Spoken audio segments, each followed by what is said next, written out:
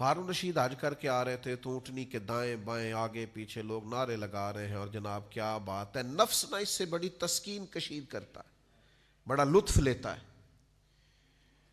تو وہ بڑا خوش تھا اور بڑا راضی تھا۔ آپ کو پتہ ہے ایسے ایسے کرنے میں، جلسوں میں، محفلوں میں بڑا مزہ آتا ہے کہ مطلب لوگ جو ہیں وہ میرے منتظر ہیں اور سینکڑوں لوگ بیٹھے ہیں کہ صاحب آ رہے ہیں۔ ہارون رشید بڑا خوش ہو رہا تھا، تو ایک ٹیلے پہ، ایک ٹبے پہ حضرت بہلول دانا بیٹھے کچھ چبا رہے تھے ہلکا ہلکا، تو ذرا سا دیکھا ہارون رشید کی طرف تو بڑا معنی خیز سا مسکرائے۔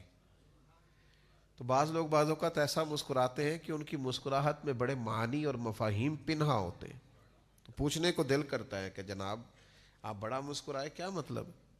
تو ہارون رشید تھوڑا سا آگے آ کے گھوڑے سے اتر گئے اور حضرت بہلول دانا کی خدمت میں حاضر ہوئے اور کہنے لگے کہ سچ بتائیے کیوں مسکرا رہے تھے؟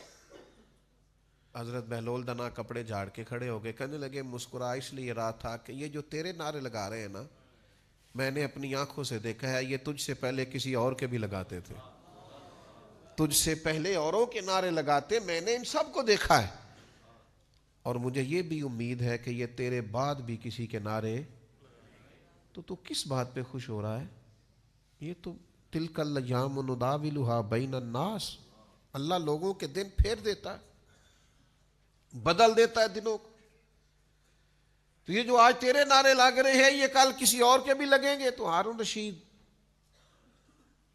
کو بڑا اثر ہوا بات کا، سیانا بندہ تھا اور بات سمجھ جانا بھی بڑا کمال ہوتا ہے، وہ بات کو سمجھ گیا۔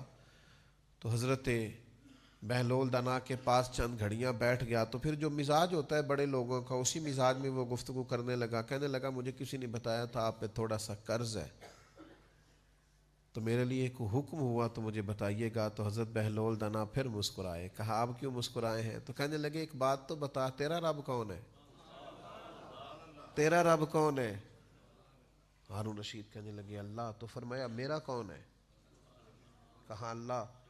تو پھر کپڑے جھاڑے اور بڑی ہی بے نیازی کے ساتھ ٹیلے سے نیچے اترے، کہنے لگے جا اپنا کام کر، یہ تو نہیں نہ ہو سکتا کہ اللہ ہارون رشید کو تو دیتا جائے اور بہلول دانا کو بھول ہی جائے۔